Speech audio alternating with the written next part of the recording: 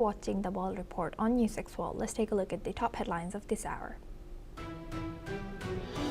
US President Donald Trump has said that the United States needs Greenland for national security and to strengthen NATO's effectiveness. Without it, Russia or China could gain control, and anything less than US ownership is unacceptable. Independent human rights groups have stated that the death toll from the crackdown on protests in Iran has crossed more than 2,000 people. A senior Iranian official has warned that the U.S. against military action, saying Iran would strike American bases if attacked. Tehran has reportedly asked its regional leaders, including Turkey, to prevent any military escalation by the United States. Bill and Hillary Clinton have said that they will not be testifying in the House Oversight Committee's Jeffrey Epstein investigation. Chairman of the House Oversight Committee threatens to hold the Clintons in contempt of Congress for refusing to testify. US President Donald Trump has now stated that a US takeover will be great for Venezuela as American oil companies formulate their re-entry strategy into the Venezuelan oil market. According to French official statements, France's Interior Ministry has banned 10 British far-right activists from entering or remaining in France after determining their actions could incite violence and seriously disrupt public order. Trump says day of reckoning and retribution coming to Minnesota, where 37-year-old Renee Nicole Good was killed by an ICE agent as protests continue in Minneapolis. Apple signs multi-year deal with Google to fix Siri with Gemini, which the company promised at WWDC 2024 but has since been delayed. Apple had promised 3 big upgrades to Siri to take it on par with rivals like Gemini and ChatGPT. Now for this hour, we start with Iran. Iran held a mass funeral in Tehran for individuals who were killed in recent protests. Trucks carrying coffins moved through crowds, many holding photos of Supreme Leader Ali Khamenei. As local state media reported, the funeral included more than 100 civilians and security personnel. Rights group HRANA says it has verified the deaths of 2,403 people, protesters, and 147 government-affiliated individuals. As protests continue, dozens of Iranians arrived in Turkey through the Kapikoy border, taking their belongings and boarding vehicles to nearby towns. Many refused to speak to media, fearing repercussions. Meanwhile, Tehran has warned neighboring countries hosting U.S. troops that it would retaliate if America intervenes. Now for this discussion, we welcome Mr. Ali Mohammed Abushbak. He's a Middle East researcher, joins us live from Cairo. Thank you very much, Mr. Abushbak, for joining us. Good to see you. Now thank you. Now looking at this, as the situation escalates, what are we to believe? Some media portrays it as like so many people in Iran are unhappy and protesting against the regime, and then we see Iranian media, and of course Iranian media says otherwise. Thank you, Uzma, for having me. Thank you. The situation on the ground is really fragile. At the time, Iran is still has some blackout for the internet. I try to, despite the news they said they are unblocked the internet up to now. I could try to contact a friend from Iran. Till now, there is no internet service. First. Secondly, the protest is still ongoing. According to the Iranian media, the protest is reduced than before, but I guess it's still a protest. The people still they're talking to the street up to now. And today they are going to a funeral. They consider it as supporting for the protest for the regime. In fact, what is happening? Iranian regime try to counter the protester, trying to counter the demand of the civilians on the ground who's asking and pursuing for better life. Regime is allow for its supporter to protest, and that's created chaos. And I guess this is a very stupid point regime following it, because during the Arab uprising we have seen a several of regime, they are following the same following the same stage, like asking for their supporter to protest and to show their support to the regime and to the government, but ultimately they fail, and ultimately the regime collapse. And in my opinion, Iran is doing a very wrong method and a very wrong way to addressing the protest, and to ask, to listen and reforming the policy on the internal policy. These things will escalate the violence, in my opinion, between the opposition and between the supportive from the regime. And Iran really now in very deep crisis. All the Western country, they are, as yesterday they called for the Iranian ambassador, and they are showing them their rejection for using for forcing and suppressing the protester on the ground, which make it more difficult for Iran to handle the situation. And if you remember Osama in 1979, during the Islamic Revolution, it was in January when the Ayatollah Khamenei he became a supreme leader for Iran after the flee of Shah Iran. So is the time return again? I guess Iran now, the Iranian regime couldn't, and all the situation, it's out of its control, because all the international community lambasting the Iranians' behavior, all the international community supporting the protester and the demand of a protest, and prohibited for using a force and using a military solution to solve the internal issue. That's make it Iran more situation in Iran difficult. About also about the popular speech of Donald Trump and some Western country to wage a war against Iran. This is one of a very far option, I guess, now. Because we have seen Donald Trump yesterday sending a message for the people, for civilians, Right. for ordinary civilians to continue the protest, and that aid, it will come for them very soon. And when they ask him what is the aid, he said, "You will reveal it very soon." Right. So in my opinion, Donald Trump, he become the conclusion. The military solution, it will not make any. Make any solution. It will not make any difference on the ground. It will not make any sense for the civilians. Maybe that the people will gather and will support the government again, and that will be as a helping for the government. It will not remove or collapse the government or the regime, because Donald Trump is not giving any attention about the government instead of the whole regime. Yes. So, And, in my opinion, Mr. Bushbuck, yes, Mr. Bushbuck, what do you think? Now that Iran has asked Turkey to make sure that there's no escalation further from the U.S. or any Western countries, what do you think Turkey's role is here? I guess Oman is the mediating between America and Iran. Okay. During the 5+1 negotiation, it was in Oman, and historically the relationship between Oman and Iran, as well as America, it's very friendly and very close, and considered one of the stable relationship.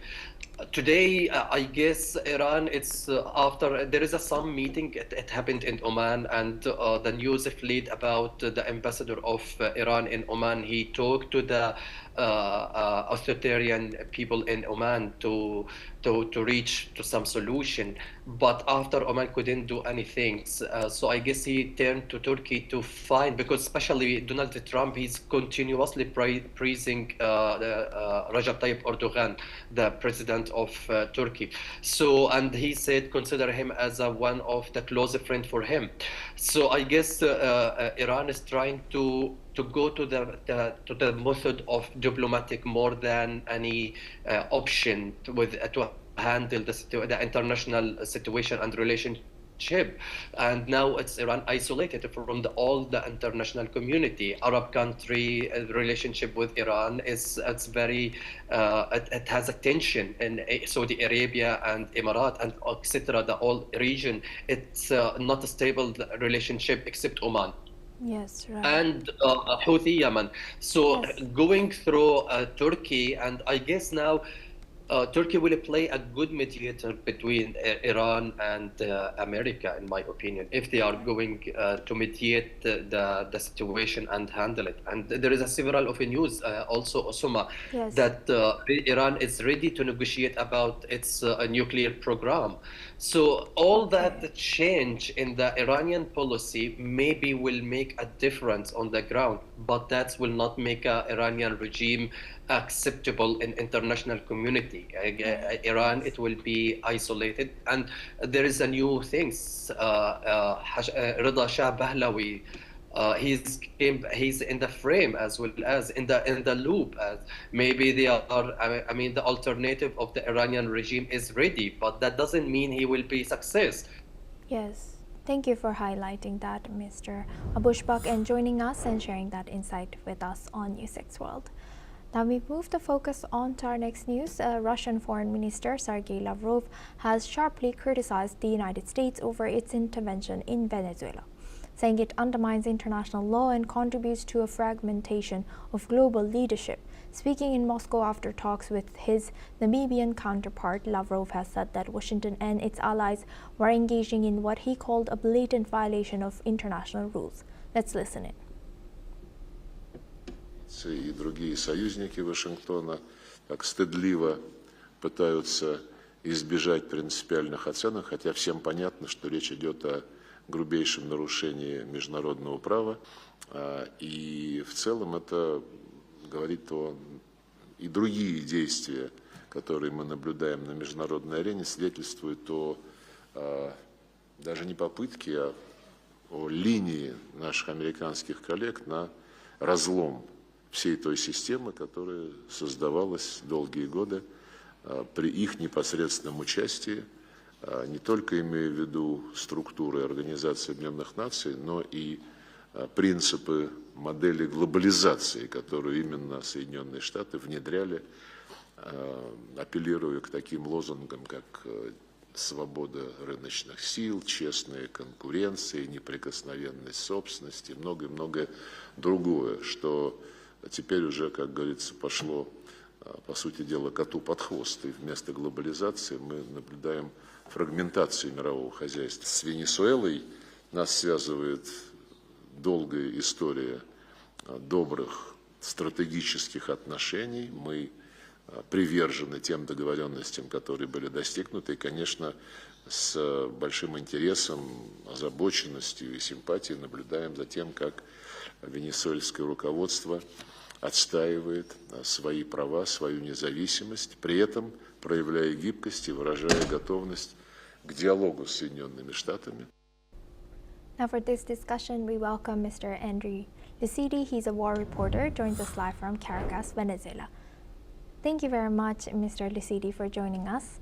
How is the situation in Venezuela now? Do the supporters of the regime think Russia is Maduro's friend or any country who can enforce international law? Well, now the situation in Venezuela is really calm. All it's working. The old service in the capital are working, and the situation it's very calm. There are no chaos, no disorder, no riots against the government, against the power, and there are in opposite a lot of events and initiatives in support of Nicolas Maduro that asking his return in the country. The PSUV, the United Socialist Party of Venezuela, is very active in this way. And at the same time, a lot of local committee, political committee are asking the support of international organizations for denouncing the violation of international rights against this attack, in this American attack in Venezuela. There are a few foreign journalists here because I saw a lot of anti-Venezuelan propaganda in the Western media that are saying that here there is hunting against the journalists from the power structures. But as a foreign journalist in Caracas now, I don't experiment such a situation. And also the situation is also very safe, in my opinion. I was able to work in Caracas in any way without any problem with the local police or local authorities. This is very important also because I'm thinking that now the authorities want to denounce such situations, so the violation of the international law. And about the relationship with Russia and China, for the Venezuelan authorities, for the activists that are politically involved in the political activity, Russia and China are continuing to supporting Venezuela. Of course, due to the geographical position of the country for China and Russia was almost impossible to support more Venezuela with military equipment or with concrete military help. Yes. But the political supporting is continuing right now. I'm glad, Mr. Lisidi, you're staying safe over there. And like you mentioned, the situation is calm, no riots even against the government. Are the people ready for this government by Rodriguez, or is there still appetite for the Peace Prize winner, Maria Corina Machado? Well, Maria Corina Machado here, it seems that don't have the real support of the opposition. We need to remember that at the last elections, at the last presidential election in Venezuela in July 2024, more than 5 million of Venezuelan citizens voted against Nicolas Maduro, also if Maduro win the elections. But in this moment, also the opposition was not ready to come in the street and make riots or disorder like in July 2024. This means that also I have done a lot of interview in the streets, and also people that are hoping for a regime change, we can say. Also for them, what's happened with the American attack, it's not acceptable. And of course, Maria Corina Machado, a person that was praying Trump for attacking Venezuela, now it's not, I think it's not popular also among the opposition. That's so interesting. Because, yes, because of course, such attack, it's not an attack Yes. only against Nicolas Maduro, but against the sovereignty of the country. 100%, And yes. the opposition, it's reading also, some part of the opposition is reading this as today was an attack against Nicolas Maduro, but tomorrow is we accept such attack against our sovereignty. Such situation can be repeated against the new leader of Venezuela if they are not comfortable with U.S. policy. Yes, 100%. Very insightful. Thank you very much, Mr. Lisidi, for sharing that insight. Please stay with us as we come back to you for our next discussion as well. Now, moving on to Russia and Ukraine, Russia has accused Ukraine of attacking a Greek-owned oil tanker in the Black Sea. The Russian Defense Ministry has said that the tanker named Matilda and sailing under the Malta flag was struck by 2 Ukrainian drones about 100 kilometers off of the city of Anapa in Russia's Krasnodar region. The attack comes a day after Athens condemned incidents involving 2 Greek tankers, Matilda and Delta Harmony, but did not blame any country. Russia claims the drone strike targeted the Matilda specifically, and details on damage or casualties have not been confirmed. This incident raises tension in the Black Sea, a region already under heightened alert due to the conflict between Russia and Ukraine. Now for this discussion, we welcome back Mr. Andriy Lisidi. He's a war reporter, joins us live from Venezuela. Thank you very much, Mr. Lisidi, for staying with us. Now, thank you. Now, looking at this, as Russia and Ukraine's fighting continues, do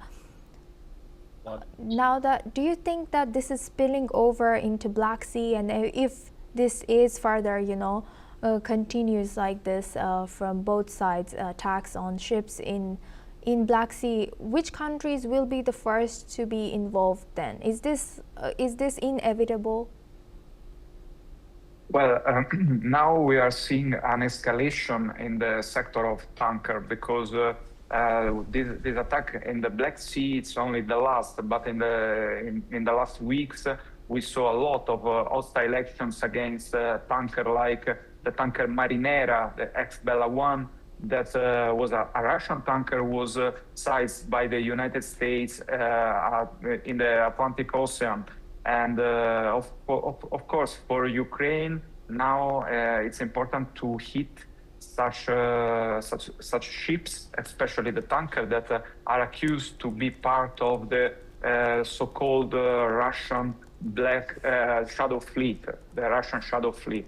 And in the fact, we are in front of attacks against civilian ships, because tankers are civilian ships, and often are also not Russian tankers with other flags like Venezuelan flags or Caribbean flags, Aruba, for example, and other Panama and other countries like this. But for Ukraine, of course, it's an easy target, and it's important also for their internal propaganda. I saw in the last days also an escalation on the amount of drone attacks against the Russian cities in the south of Russia, like Voronezh, like Krasnodar, like Rostov. In this region, in the last days, the amount of drone attacks was increased very high. And also some civilians buildings were hit by these attacks. For the Ukrainian side, the drones at the moment remain the best option for long-range attacks in the deep Russian territories. But of course, the Russian air defense system is working. But Yes. The drones are specially designed for do such attack deep in the Russian territory, and are made by light material like plastic, polymers, etc., that not always were hit or revealed by radar Mr. and air Lucidi. defense system. Yes. Mr. Lucidi, unfortunately, we are running out of time for this discussion, but thank you very much for sharing that insight with us on NewsX World from Venezuela. Now we move the focus on to Greenland. US President Donald Trump has again repeated his claim that he wants to gain control of Greenland, as he argues that the island is key for US military strategy and claims Denmark has not done enough to protect it. The European Commission's President Ursula von der Leyen has said that there is a strong relationship between the EU and Greenland, and that Greenlanders could rely on the EU's support. She also has emphasized that the security of the Arctic region is a key topic for the EU. According to her, the European Union will support Greenland and Denmark when needed and will not accept violations of international law, no matter where they occur.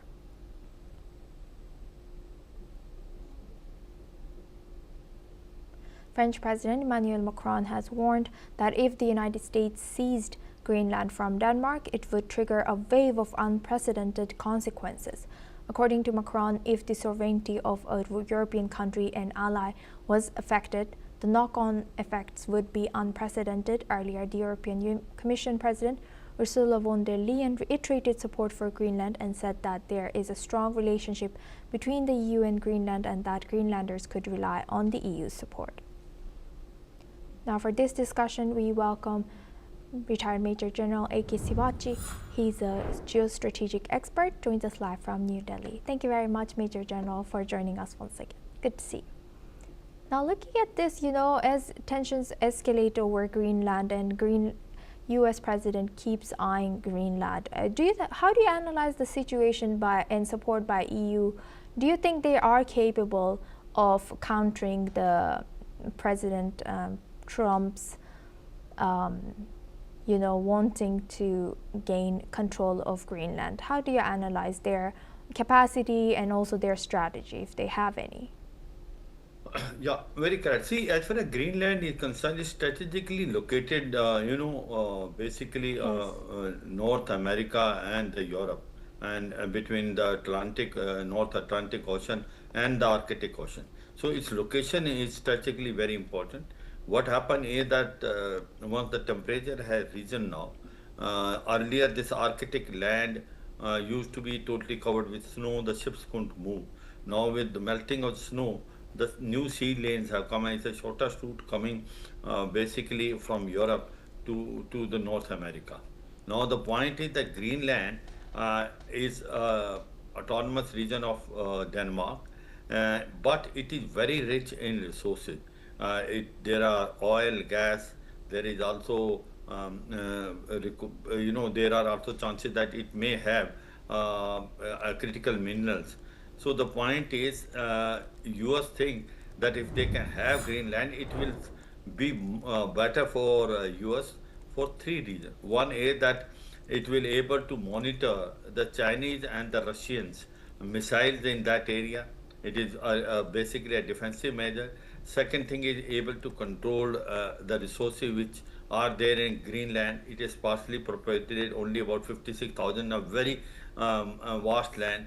Third thing is that it also covered that the GOEC gap, that is Greenland, Iceland and UK gap, and also that the airspace base which is there of the US, it will able to guard. So the point is, no denying the fact Greenland is strategically very important to US, and US feel in case the US is not taking over Greenland, then Russia and China may take over, because today Russia and China are having more influence there. Their ships are all over Greenland. Now, can Greenland be taken forcibly, the way Donald Trump is telling? See, the options are three. One is that you buy Greenland because it is basically a Danish autonomic island. It can be bought. Second thing is that if it is not able to be bought, then you can take it with force. That is by militarily the US takes over that. The chances of US taking military are very less. The reason is simple, that Article 5 will be invoked of NATO. It will be a NATO country versus NATO country, and this will be end of NATO. The other NATO partners also will not allow that to happen, especially the French President Emmanuel Macron has already raised a voice. Then what are the other two options left? One is that somewhere in between, that neither you go forcibly nor you should able to pursue, but something in between. But the third option, which is more viable, is able to put pressure on Denmark and Greenland and buy this land. The way US had done in 1917, when they have bought Virgin Islands, which used to be called Danish West Indies Island, but that time by paying $50 million. So I suppose one thing is very clear, that Greenland is strategic location is so important to US that to protect its interest in Arctic, it will like to have Greenland. The question only comes as to what will the modus operandi. Will it be by force or will it be by compromise and diplomacy, that they sit down together and able to pay them off? Because otherwise the Greenland population, 85% of them do not want to be basically become a part of US. That's the thing. In case if referendum take place, automatically it's not going to happen. But slowly and steadily, the USA can manipulate. USA can indirectly put pressure on Denmark and Iceland, and it can show that how he can do a development in Greenland. Possibility of this option is very high. But certainly one thing is very clear: Greenland is very, very important for US, and US has already shown their intention that whatever it may come, they will have this Greenland in future. Because if US does not take Greenland, then you find the Chinese and Russian coming there, and this is located in such a way that if they want to keep a surveillance on the missile of basically of China and of Russia, then for the defensive purpose, they say this Greenland is very, very important, and also to cover that gap, that is Greenland, Iceland, and UK gap, which is existing there, the Greenland is sitting almost in the center of it. I suppose, considering all this, the time will only tell as to how USA takes over Greenland. But one thing certain, that Greenland will be taken by US, maybe by diplomacy, or the last resort will be a military option. To me, which seemingly looks to be a very, very less, because he will able to pursue it, he will able to buy it by spending a lot of money, and in the way he has bought Alaska, the way he bought Virgin Island in 1917. Right. Yes, thank you for highlighting that. With that, I would like to thank retired Major General Eiki Siwachi for joining us from New Delhi and sharing that insight. Now we move on to tech news. Ryanair has ruled out equipping its aircraft with Elon Musk's Starlink satellite internet, citing higher fuel costs and limited passenger demand. The airline says installing the Starlink antenna would increase fuel consumption by around 2% due to added weight and aerodynamic drag. Ryanair also argues that most of its flights last about an hour, making paid in-flight Wi-Fi unnecessary for its customers. The decision contrasts with moves by rival airlines. Germany's Lufthansa has announced plans to install Starlink across its fleet, while Scandinavian Airlines says last year picked the provider, saying the aerodynamic drag of the system was lower than rivals.